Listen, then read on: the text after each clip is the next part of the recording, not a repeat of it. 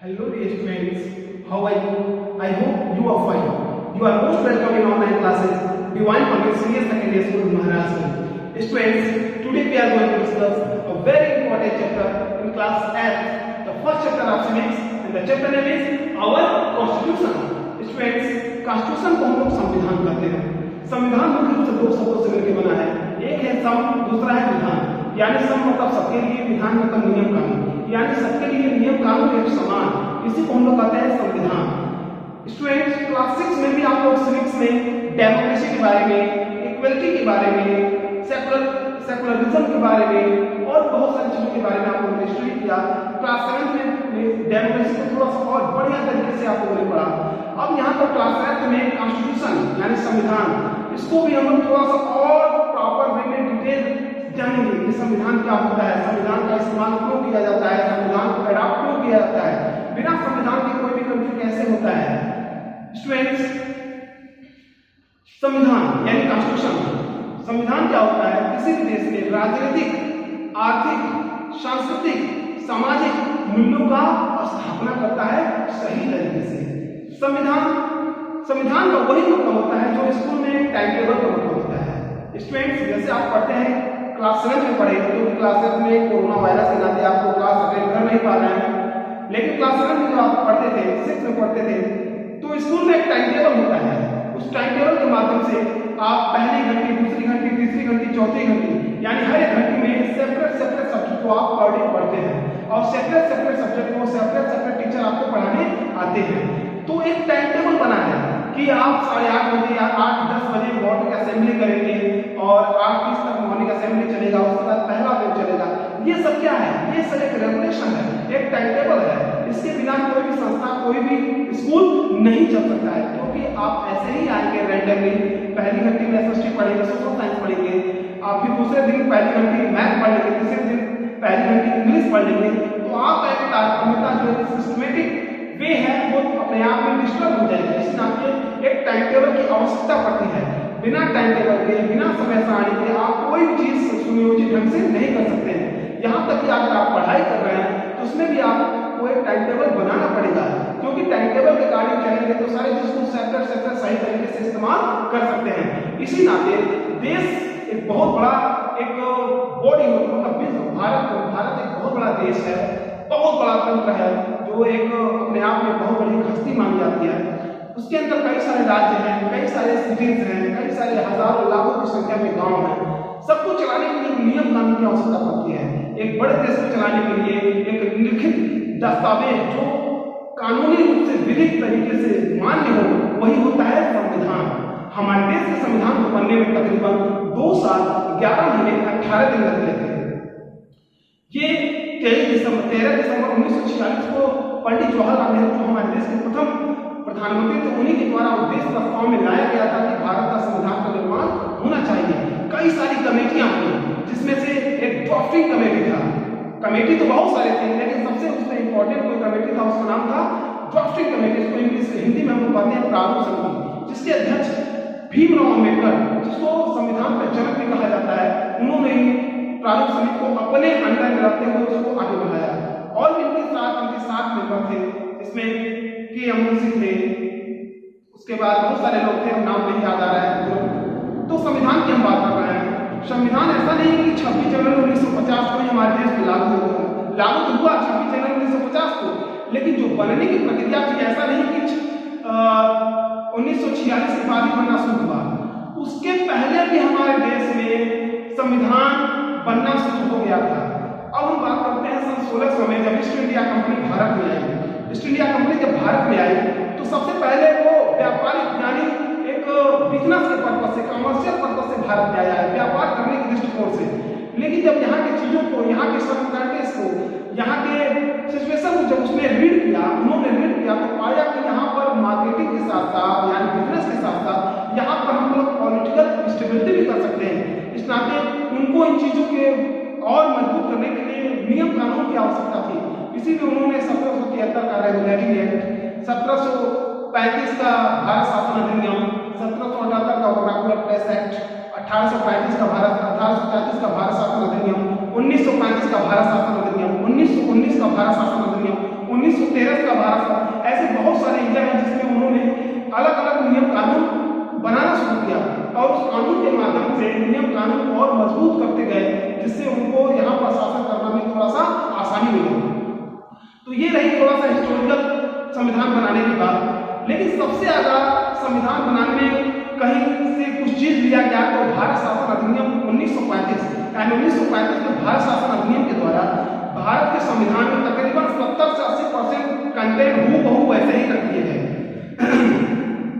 Students, ऐसा नहीं है कि हम विदेशों यानी हम अपने अंग्रेजों के द्वारा बनाए गए भारत शासन अधिनियम के द्वारा और बहुत सारी चीजों के द्वारा संविधान को बनाए। इसके अलावा विश्व के बहुत सारे ऐसे देश हैं जहाँ के उनके अच्छे चीजों को भी हमने अडॉप्ट किया, जैसे कि फंडामेंटल राइट्स को और प्रेमबल को, प्रस्तावना को यानी मौलिक अधिकार, सर्वोच्च न्यायालय, प्रस्तावना, ये सारी चीजें हम यूनाइटेड स्टेट ऑफ अमेरिका से लिए। और संघात्मक शासन सिस्टम यानी सेंट्रल टेरिटरी सिस्टम, इसको हम लोग कनाडा से लिए, ऑस्ट्रेलिया से कंकरेंट लिस्ट को लिए हम लोग, जापान से यानी विधि द्वारा स्थापित यानी लीगल तरीके से जो संविधान है उसके द्वारा इम्प्लीमेंट करने की जो प्रक्रिया है वो हम लोग जापान से लिए। साउथ अफ्रीका से हम लोग कॉन्स्टिट्यूशन अमेंडमेंट जो 368 आर्टिकल नंबर 368 के द्वारा we can amendment any constitution article according by 368 यानी अनुच्छेद 368 के तहत हम भारत के किसी संविधान आर्टिकल को हम लोग चेंज कर सकते हैं। ये कहाँ से लोग ये लोग हम लोग संविधान साउथ अफ्रीका से लिए। आयरलैंड से हम लोगों ने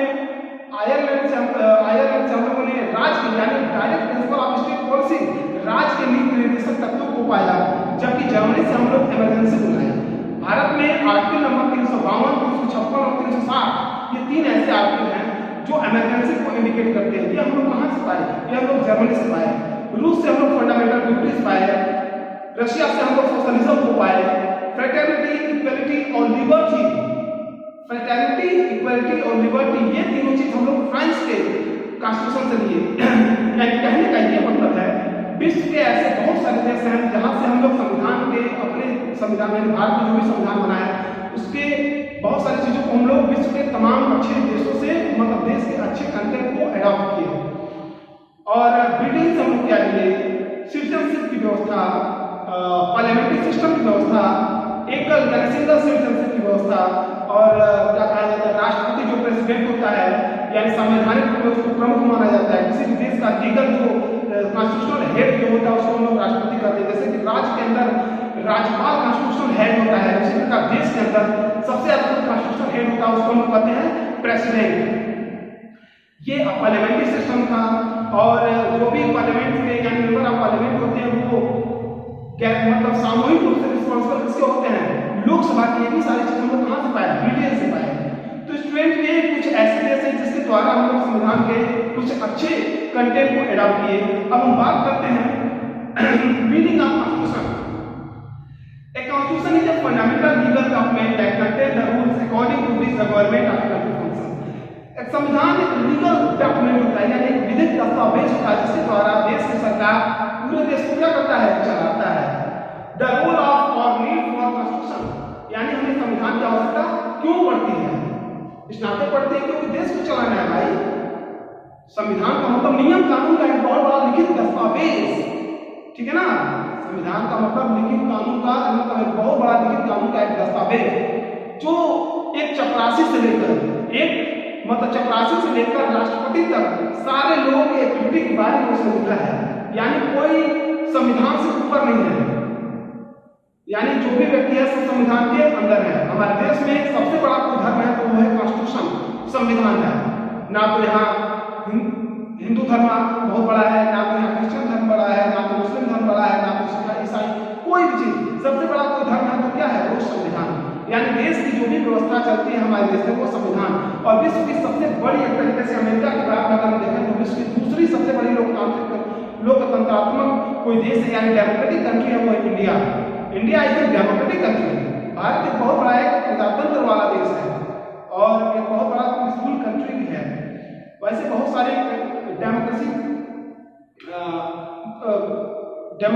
विश्व में बहुत सारे देश स्ट्रगल कर रहे हैं डेमोक्रेसी के लिए और कुछ देश तो डेमोक्रेटिक कंट्री हो भी गए हैं और कुछ देश स्ट्रगल कर रहे हैं। ओके स्टूडेंट्स, और यहाँ पर कुछ हम टॉपिक को लिखे हैं कॉन्स्टिट्यूशन। मेन आप कॉन्स्टिट्यूशन का मतलब मैंने बताया आपको, the need for a constitution, इसके बारे में भी हम लोगों ने चर्चा किया। Feature of Indian constitution, Bharat के संविधान का क्या क्या मतलब होता है, मतलब कौन कौन से उसके विशेषताएं हैं। अब constitution start with the framework, हमारा जो संविधान है वो प्रस्तावना से शुरू होता है। जैसे हम भारत को एक प्रभुत्व संपन्न धर्मनिरपेक्ष समाजवाद और निरपेक्ष देश को बनाने को लिए तत्पर रहते हैं। ये देखिए संविधान का संशोधन जो प्रस्तावना है 1976 में, ये 42 अमेंडमेंट में भारत के संविधान में समाजवाद, धर्मनिरपेक्ष, पंथ निरपेक्ष आदि चीजों को जोड़ा गया। और सन 1976 में जो 42वां संशोधन हुआ था उसको भारत का मिनी संविधान भी कहा जाता है, क्योंकि बहुत सारा चीज उलटफेर हुआ था इसमें। स्टूडेंट, जब हमारा देश का संविधान बना था तो उस समय आर्टिकल्स की संख्या थी 395 और तकरीबन 22 भाग थे। फंडामेंटल ड्यूटीज उसमें 11 थे और अनुसूची की संख्या 8 थी। फंडामेंटल राइट्स की संख्या थी 7। स्टूडेंट 1978 में यानी 44 अमेंडमेंट में संविधान का 44वां जो संशोधन हुआ 1978 में, उस समय राइट टू प्रॉपर्टी यानी जो संपत्ति का अधिकार था उसको हटा करके उसको एक लीगल राइट बना दिया गया। यानी इसका मतलब यह है कि संपत्ति आपके अधिकार में नहीं रहेगा। अगर आप सरकार चाहे तो आपकी संपत्ति को भी दे सकता है आवश्यकता पड़ने पे। ओके स्टूडेंट्स, यानी 6 फंडामेंटल राइट दिया गया, right to equality, right to freedom of religion, right against exploitation, educational culture education rights, right to constitutional remedies. यानी ये जो 6 फंडामेंटल राइट्स हैं यही रहते हैं और एक फंडामेंटल राइट जो राइट टू प्रॉपर्टी है इसको क्या कर दिया गया, हटा दिया गया। तो ये है features of the Indian constitution.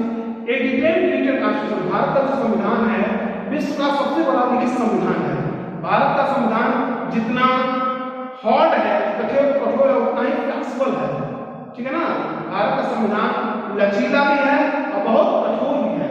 ठीक है ना, अब उसको हम लोग जब उसको बढ़िया से डिटेल में चर्चा करेंगे समझेंगे। प्रोविजन ऑफ अमेंडमेंट, यानी भारत का जो प्रोविजन ऑफ अमेंडमेंट है, प्रोविजन ऑफ अमेंडमेंट भारत के, देखिए भारतीय जो संविधान है, जो आज का संविधान है, कल का संविधान है। बहुत सारे देश के ऐसे संविधान हैं जहां पर अमेंडमेंट करने की कोई व्यवस्था है ही नहीं है, लेकिन भारत का जो संविधान है वहां पर अमेंडमेंट करने की व्यवस्था है। आर्टिकल 368 यानी 368 एक ऐसा आर्टिकल है जिसके द्वारा हम जानते हैं कि भारत का संविधान में कोई भी आर्टिकल उसको हम लोग संशोधन कर सकते हैं। ठीक है ना, इस नाते ऐसा नहीं, क्योंकि 1947 में हमारा देश आजाद हुआ था उस समय साइबर क्राइम नहीं हुआ करता था, साइबर क्राइम और बहुत सारी चीज जो साइबर से जुड़े हुए हैं। तो कोई जानता नहीं था कि एक समय के बाद हमारे देश में इंटरनेट चलेगा, मोबाइल चलेगा, साइबर क्राइम होगा, ठीक है ना, सोशल नेटवर्क होंगे। तो इन सब चीजों को मद्देनजर रखते हुए एक ऐसा संशोधन किया गया, साउथ अफ्रीका से संविधान संशोधन की प्रक्रिया को एडॉप्ट किया गया, जिसके माध्यम से हम लोग क्या कर सकते हैं, किसी भी आर्टिकल को चेंज कर सकते हैं समय परिस्थितियों के हिसाब से। जैसे good and service tax Bharat का संविधान का एक संशोधन है। ठीक है ना, उसके बाद जम्मू कश्मीर अमेंडमेंट, ठीक है ना, और बहुत सारे अमेंडमेंट हैं। ओके स्टूडेंट्स, आज के लिए बस इतना ही। बाकी कल प्रोविजन बना है sovereign democratic republic, socialist and secular country, federalism, parliamentary system, separation of power, fundamental rights, right to equality, ये सारी चीजों के बारे में हम लोग स्टडी करेंगे।